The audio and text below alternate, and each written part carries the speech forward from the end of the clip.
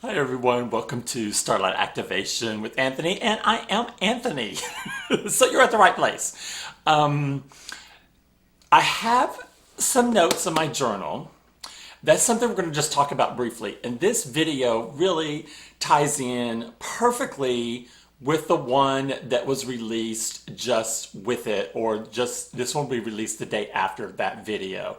I'm speeding your videos up to where one's always released on a Tuesday, Wednesday, and Thursday until we get caught up until what's the current time cycle, so that the videos aren't like lagging so far out into the future.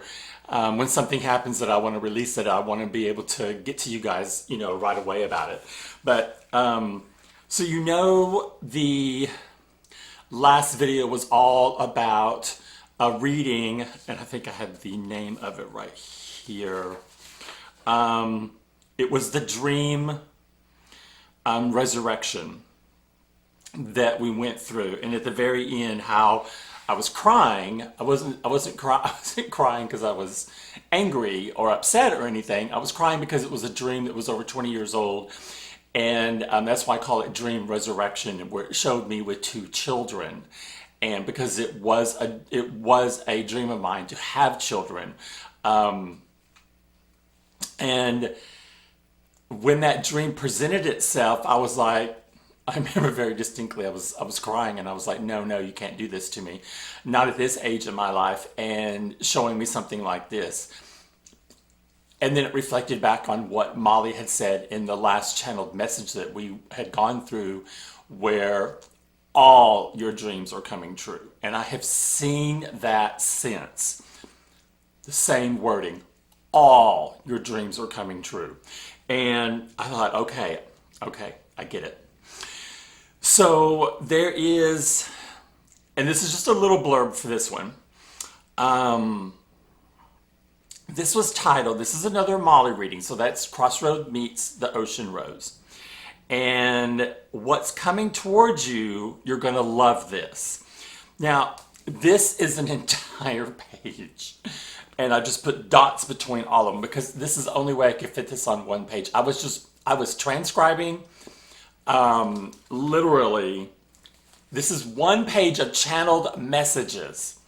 Now, if you guys have not watched any videos like that where someone does do channeled messages, it's really interesting because when the reader the message normally comes right before, or a message comes out to the collective, and or the tarot card pops up and then a message ties it together and it explains it further or gives it more context or more detail, more illumination. So this one is really the biggest thing I want to take away from this one is that you guys know that I've said I cleared some type of a generational curse. And I know I cleared a generational curse, but I didn't know what I did that caused that prompt.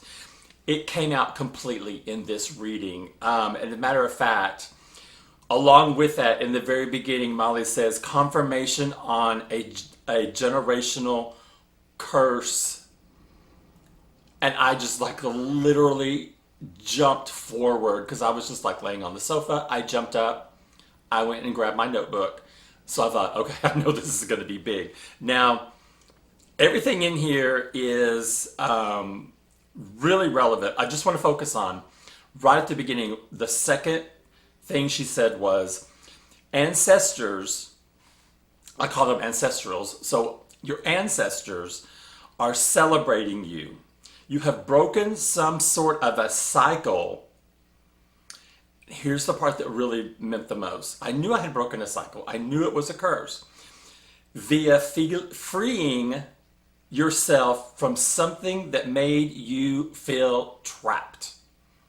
That's my current relationship. That's when that started 2 years ago when I left the state where we both lived in and I relocated to Texas.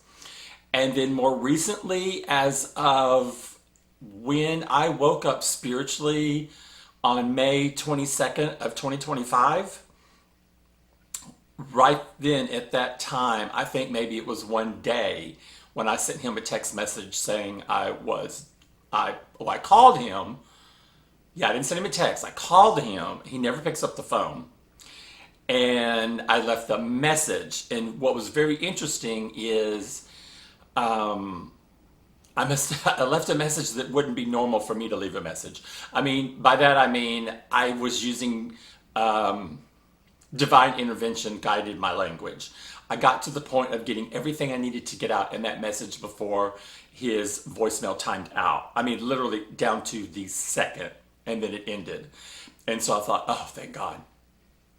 I got the message out that I needed to get out.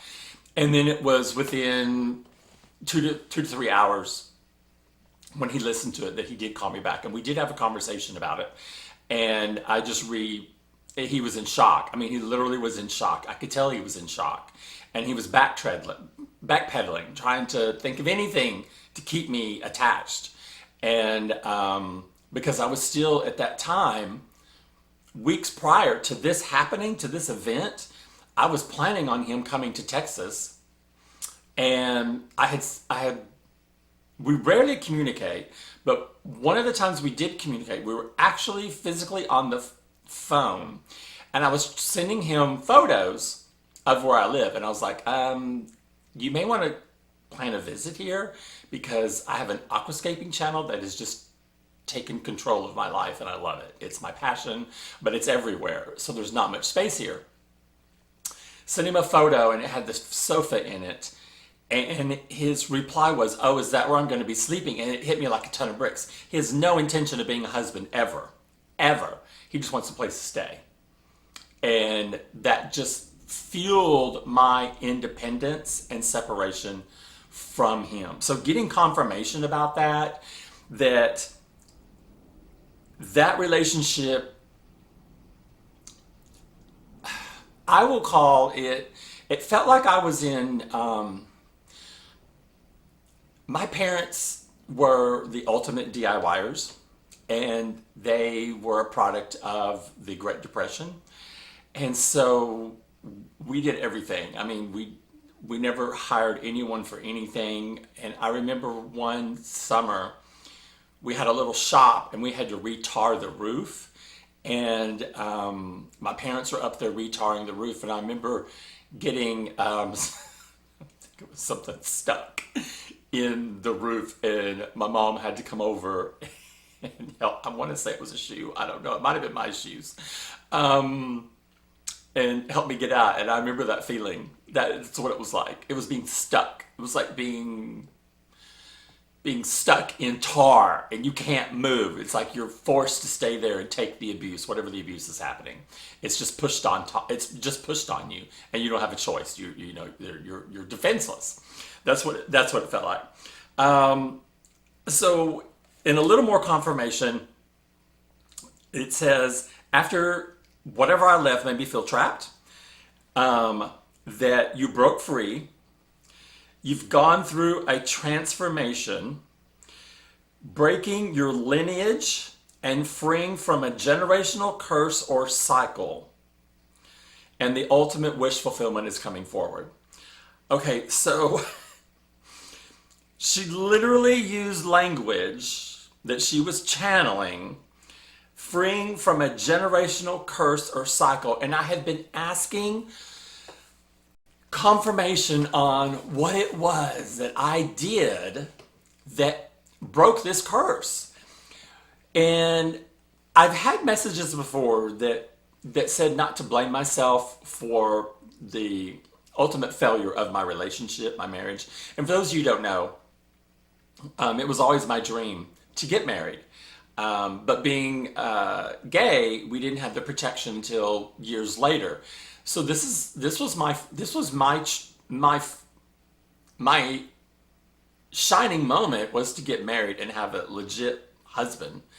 And then I've always really been upset, but I waited my whole life to get married and this is what I got. But I needed that relationship because my mission, part of my mission that I signed up for was to break this curse.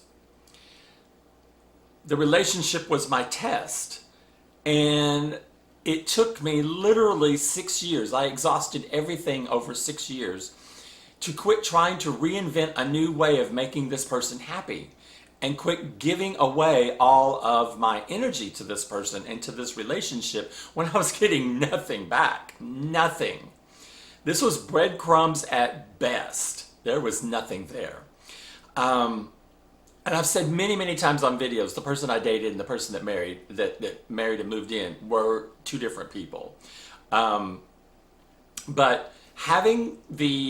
finally having the answer that I didn't do something wrong in this relationship.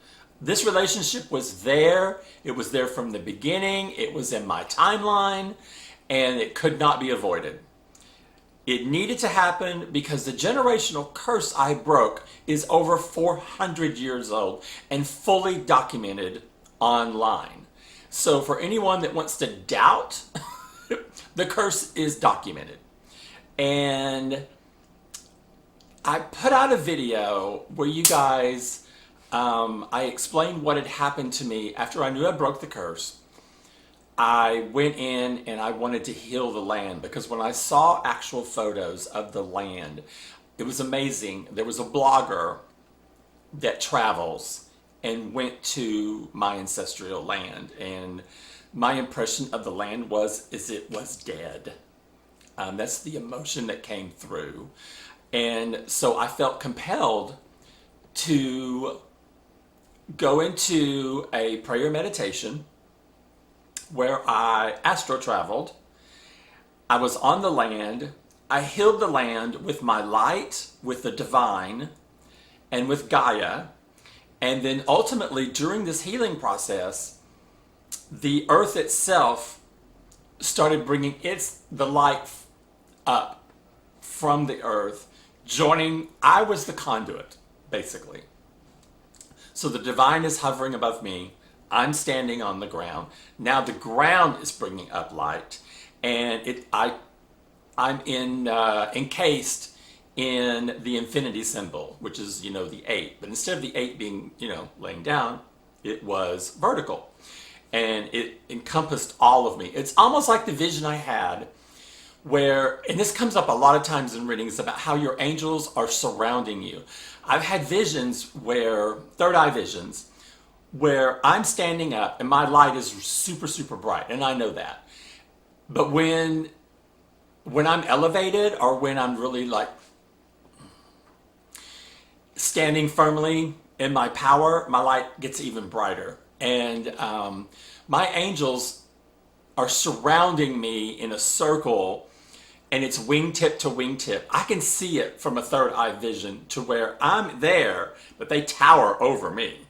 And it's wingtip to wingtip. All you can see, they would be their heads are tilting down, but their wings are touching each other. The tips of their wings and the backs of the sides of their wings are all encompassing. And so all you really see is this just massive, massive glow of beautiful white light illuminating through every one of the cracks and through the feathers of their wings. It is just gorgeous. If I could paint it, I would, but I can't. I used to paint, not that good at it, but it's just gorgeous. So when anyone ever talks about in the vision about how, oh my gosh, your angels are surrounding you, click. I get that one image just comes perfectly in, because I know they are my armor.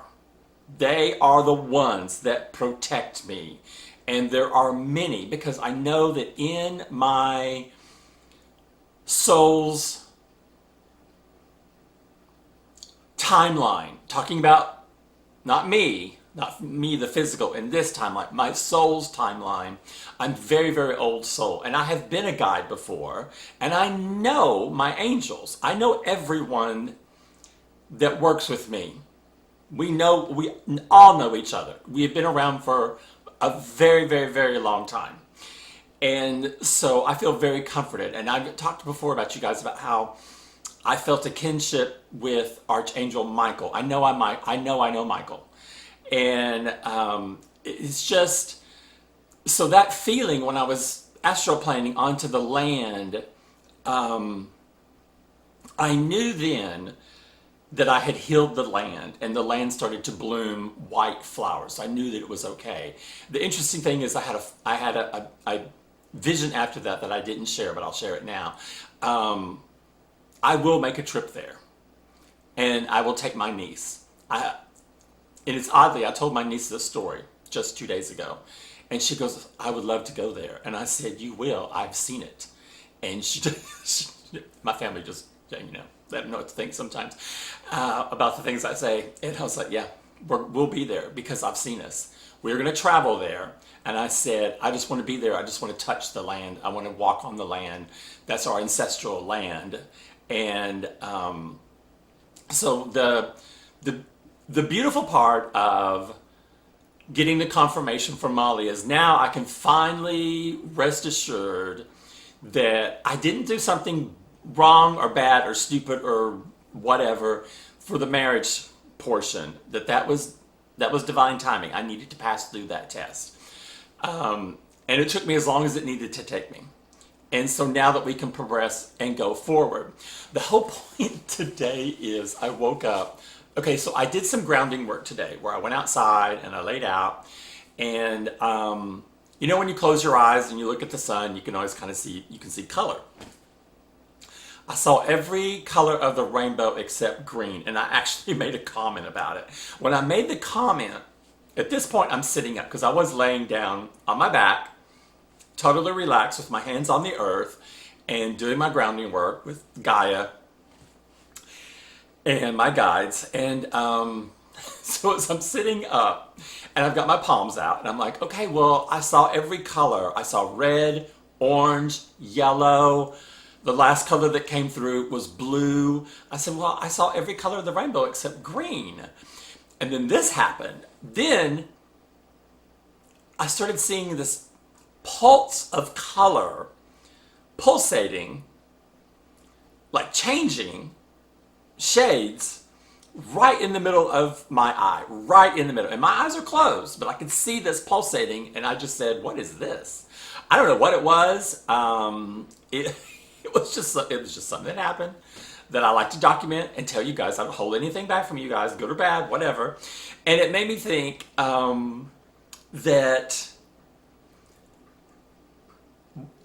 was just something amazing. I'd never experienced that before ever. I've never seen anything like that before. So when I get up though, I'm kind of like, I was like, I'm really kind of tired. I think I'm going to go lay down. And I've been having a lot of trouble sleeping. And so I did pray, because I've had a couple of channelers mention in the last few days, if you're having trouble sleeping, talk to your guides and talk to the divine, because there's someone or there's entity out there that wants to block something. And so I did a little prayer. I was like, hey, I'm having trouble sleeping. If someone is blocking me, please can you remove that? I went to lay down. I went straight to sleep. I mean, boom, done. I was like, oh, woke up completely refreshed. And I only taken an hour nap and that was it. But I woke in that hour, I had a dream. And I don't remember what job I had, but I know I'm working at a job. And my bad ex, Michael, the one who stole everything from me, after we broke up, it's very important to say that. We broke up, we divided everything, and then he shows up like, I want to say it was like 2 weeks later with a moving truck and broke into the house and stole everything else he wanted. Basically, the only thing he couldn't steal was the bedroom furniture because it was too big. He only had him and one of my ex-neighbors. So there was only 2 people. So it takes 3 people to get furniture out of that bedroom. So in this dream, I am leaving my job. And so at the end of the dream, he's there. And I'm being very friendly to him. I don't know why. But in my dream, I was on friendly terms. And he's asked me something. I said, oh, I'm leaving this job. I'm going to be taking another job. I might even go back into couture fashion, women's couture fashion. For those of you who don't know, I went straight from a farm to the big city working in couture fashion. So that has had a massive influence on my life. I learned so much about life and about how wealthy people spend their money. That's all I'm going to say about that. And then I actually said right after that, oh yeah, I'm going to move. I may be moving to Paris. And I woke up right then when I said that in the dream. And I just busted out laughing. I said, okay, what the heck is this? Why would I say I'd be moving to Paris? I mean, yeah, I guess it could happen. And I'd be going back into fashion? No, really? I can't stop laughing. I cannot stop laughing. And then it hits me. You guys need to know, this is all not just about Dark Night of the Soul, Crisis of Faith, shadow work. You need to know that when you walk in the divine's light and you're being your true, authentic self, your guides, the divine, Gaia, everybody, they adore you. They want nothing but the best for you. They don't want you to do anything that's counterintuitive to what fits for you. And they do it in love and laughter. I'm telling you, there's so much joy and humor that comes through spirituality. They crack me up all the time because I'll get like a word or something like that, or something will be whispered in my ear, or there's a song lyric that'll replay on repeat until I actually physically go look up the words and try to get the contents of what they're talking about. So I love like all kinds of music, from, orchestral to hard rock. And one of the things I like to do is I like to sing. And so one of the first things I manifested was to have my throat chakra cleared so that I could sing again. Because there's been years, coincidentally, the same years of my marriage, where I could not sing. I lost my voice, not my physical voice, but I lost the ability to carry a tune without it cracking up, and I couldn't hold it. Well, that's been cleared because now I can sing fully whenever I am in the car or here. Because sometimes when I'm here and I'm just doing things, I'll put on a dance mix, and it still has words in it from one generation or another, and then I'll sing along and dance along while I'm doing whatever I'm doing, especially when I'm doing something on the aquascaping channel that I can't record the sound to it, but I'm recording my actions. So in the background, I got music going on. And so a lot of times, the humor that comes through, we don't really get to really talk about because it's not earth-shattering. It's just stuff that's hysterical. And the synchronicity still comes through just as strong when we're talking about something that is what the divine's doing that's lighthearted. Like, in my conversations, like let's take the example when the Commander, my Jeep, broke down in, I think it's Longview, Texas, and at 4 a.m. And when I'm sitting there, I'm realizing, okay, I broke down in front of an auto repair place, but not in a parking spot along the road. My Jeep started just enough an hour later to get me coasting to the first available parking spot in front of the auto repair place, okay? And that irony did not fall on deaf ears for me. I took full advantage of that. Like, okay, you don't have to hit me over the head with a hammer. I get it. I'm supposed to be here for a reason. I think I might have met my kingdom spouse, but I'm not sure. I just got an impression from someone that ran in front of my orbit that day. And so even that day, I was exhausted, but I had such a great sense of humor about it that I knew this was divine timing, and it makes me smile and makes me laugh when things like that happen.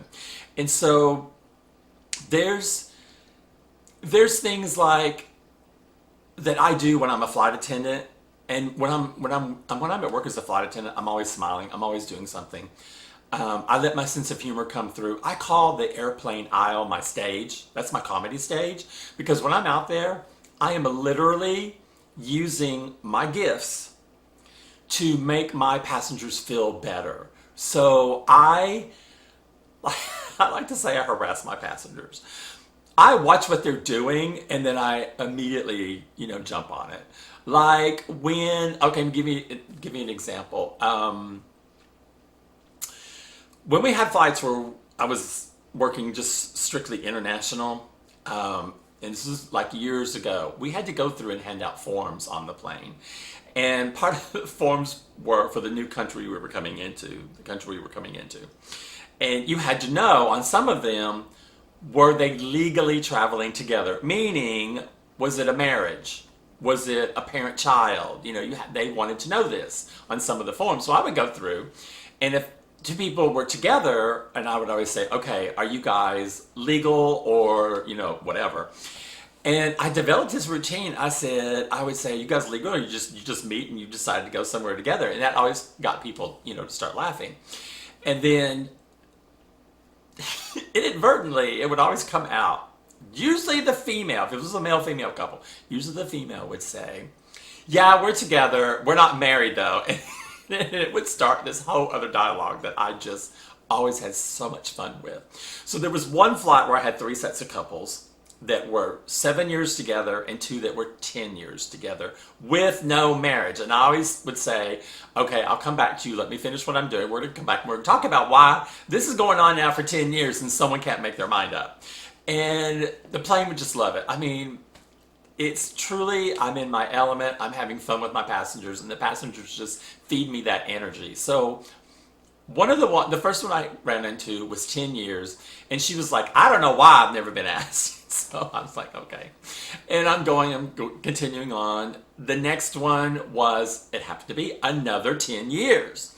And she says, oh, we're together so long at this point, does it really matter? And I said, you know what? It really doesn't matter. I mean, as long as you're happy, why change anything? All right, I go a few more rows back. And I always start at the, what we call aircraft left. Aircraft left means if you're in the back of the plane, you're looking forward to the flight deck, that's aircraft left. And you start at the first seat, which is A. So I'm looking at A, and A is a gentleman, and he's right next to him is a woman, and then there's another passenger. So this is more of a full flight.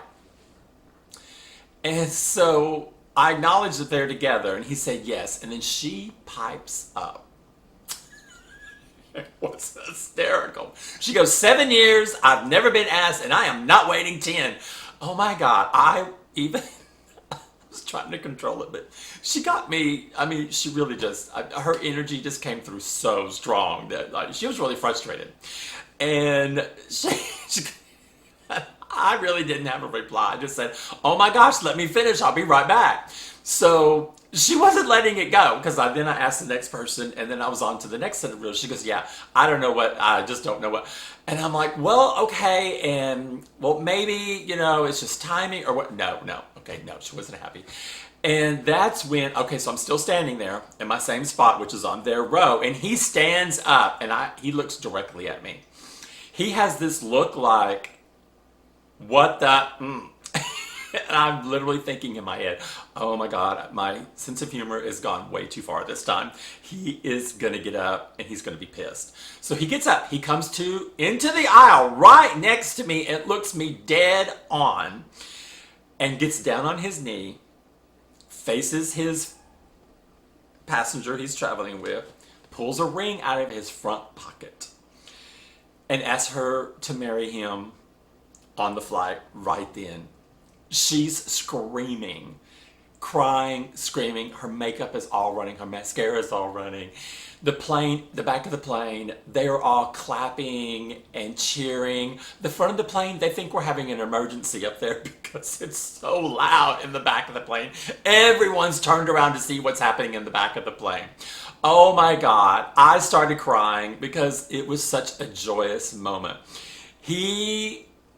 She comes into the aisle, he's hugging her, and he turns to me and he says, I was so nervous. He goes, I heard what you said to the very first couple, and he goes, I've had this ring in my pocket because wherever we were going to an island eventually. And he said, I was going to ask her when we got there. He goes, but I couldn't believe you set this up so perfectly. I had to change my plans and do it now because I knew she would not expect this. She's still bawling. She is still bawling. And he hugs me, and then that's the kind of thing that happens right there. That's where the divine really intercedes, prompts me to do something that I didn't know was going to have an outcome like that, to where it was one of the most joyous experiences I have ever had. That happens to me frequently on flights where something like that just jumps out. Lately, it's been about me counseling someone privately in flight. If you think that can't happen, it can happen. I will have a passenger that will read my energy. Passengers have told me they can see my light, they can read my energy, and that they will come to me and they will ask me for guidance on something just because they feel compelled to do so. So this interaction is not just me doing one thing. This is combined. These are two individuals coming together. Each of them has their own energy signature, and they're reading the others, and they know it's a safe space. And then I've started also counseling flight attendants that I fly with, that eventually by day 2, usually of a trip, when we've got downtime, they'll start to talk to me about something because I'm completely open about my spirituality and being a flight attendant. And I even tell passengers as I'm coming through, like for instance, I challenged myself on one flight. I took 45 passengers and I guessed 42 drink orders. Just because I really focused on them. I would look at them and I'd focus on them, and I would get the can of soda out that I thought they were going to ask for, and then I would ask them what they wanted. And then I would have it right there. And so I've used that as an example to other flights. I'm like, look, you can't hide from me. I can see what's going on. You cannot hide from me.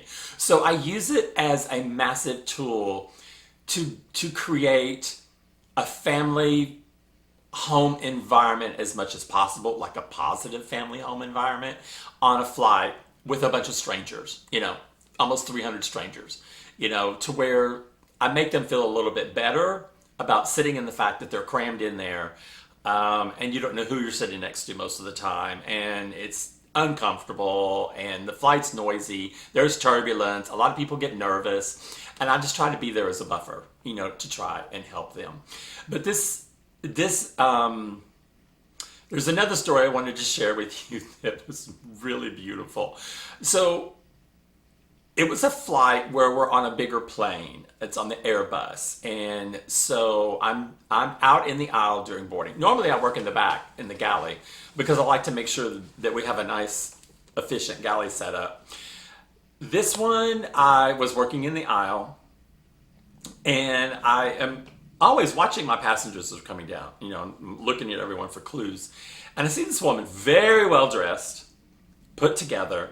She's carrying 2 bags that each match her outfit, but she should only be carrying one because they clash with each other. One is a stripe and one is plaid.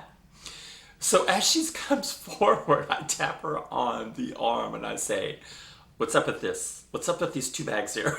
And so she looks at me and she starts smiling. She goes, "My husband had a last minute trip. We couldn't get up front. And so I'm sitting back here and I needed both of my bags." And so I thought, what the heck, I'll just bring both my bags. And I said, "Okay, 2 bags. And so she smiles and goes to her seat. Now she's only like 4 rows behind where I'm standing at my position on the plane. And so she's watching me the whole time. I mean, the whole time she's watching me. And I know she's watching me because I can feel it. And so I'm just doing my thing. Well, we do service. And she wasn't in my section because we do service going both directions. And so we've cleaned up. I've gone to the back now. I'm back there chatting with another, one of the flight attendants that we both kind of work in the back. And 2 bags gets up. And I told her about 2 bags. And 2 bags gets up. And she's walking towards the lavatory, which is right by where we are. Our jump seat is right next to the lavatory. And so I tap her on the shoulder. I go, "Here comes 2 bags." And so she turns around. She's sitting in her jump seat. She turns around and looks to see who's coming. And I open the lavatory door, which I do for a lot of passengers. I open the door for them, and she goes in. She smiles and she goes in. My flight attendant, she turned to me and she said, Anthony, do you not know who that is? And I said, no, who? She goes, that's Jane Polly. And I was like, who's Jane Polly? So she goes, she's on 60 Minutes and she's famous for getting serial killers to confess. And I said, what? So she goes, yeah. And I said, so we go have our tablets and I'm like, all right, let's pull up where she's at. Yeah, she travels under her husband's name. And sure enough, her and her husband are traveling together.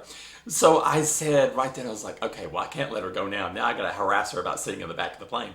So she opens the door and she's smiling. And I said, what are you doing back here? And she goes, I told you the truth. She just bust out.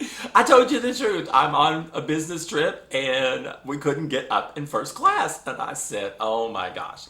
Then she closes the lavatory door and she goes, I have to tell you something. She goes, I was watching you. And I'm watching your interaction with the other passengers. She goes, oh my God, they love you out there. She went into this dissection of me, basically is what it was. And she was spot on. I mean, her skills are way more powerful than my skills. I mean, she was good. She read me good. And so then she smiles and she goes back to her seat. And I said, wow. And then my coworker goes, yeah, that's from the person who dissects cereal mines. It just did yours. I started laughing. So it's things like that happen spiritually that I don't want you guys to be afraid of the process. Yes, there is the work that you have to do, your shadow work that you have to do. And it can be frustrating a lot of times. Like when I told you that I had just spoken to my niece, I'm trying to get my niece to start her process of working on her shadow work. I am trying to be the catalyst. I am trying to illuminate. I am trying to get my light out there as much as I can on a broad scale. That's why I'm doing this video series, so that whoever watches these videos will see that my intent, yes, it does, I take you through the dark times, yes. But there's also the elation of being at the top of the roller coaster just as it's about to go down and you're screaming your lights off and it's like, oh my God, this is crazy fun. It's that as well.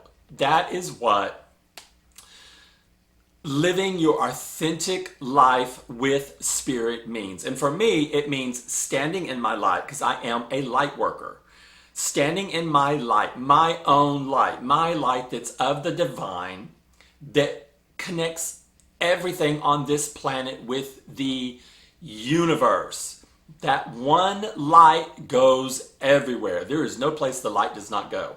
The light is everywhere. You just need to tap into it. It's right there with you. You just have to open yourself up. So for me, it's not only standing in that light, speaking my truth, which you're getting right now on this video, and being on my highest and my best path forward. Meaning I'm going to protect myself from outside influences. Like we did a video recently on energy vampires. So when you are a light worker, there are people that are going to be drawn to you because of your light. Now we can't, I don't know, you might be able to see your light, but I can't see my light. I've seen it in visions. Yes, I've third eye visions where I've seen it. It's beautiful. It's more than what I ever thought. But as a general rule, I don't see it. And I don't see it in other people. I can't recognize it. But I know that some people might be able to see their light. But I can tell you who can see your light. Those are people that work in the dark side. The ones that are in the negative. The ones that are stuck. Whether they've done this voluntarily or where they've been like exposed to it as a younger child and this just feels natural to them because they don't know anything different. The dark matter, the dark energy requires so much energy to function. The contrast between the light and the dark is polar opposites. The light energy that we have, that's just natural to us. It just exudes. It doesn't use energy. It transmutes energy for it. The dark has to use energy. The dark can't create. The dark has to steal, siphon.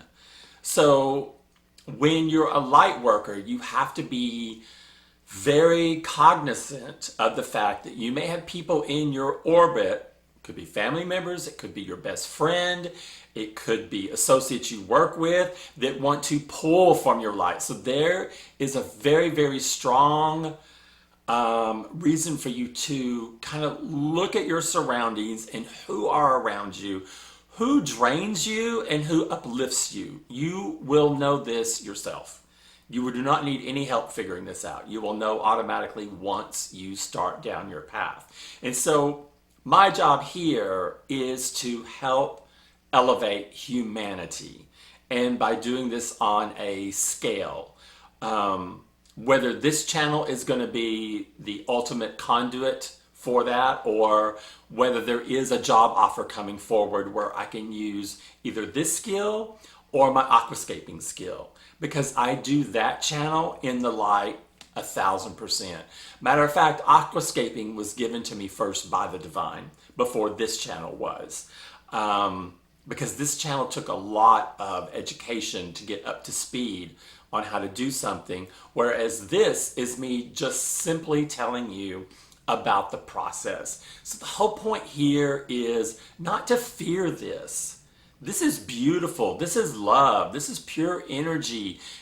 Just know with faith that the divine and your guides and your angels, your spirit team, they want nothing but for you to have no worries and to live your authentic life.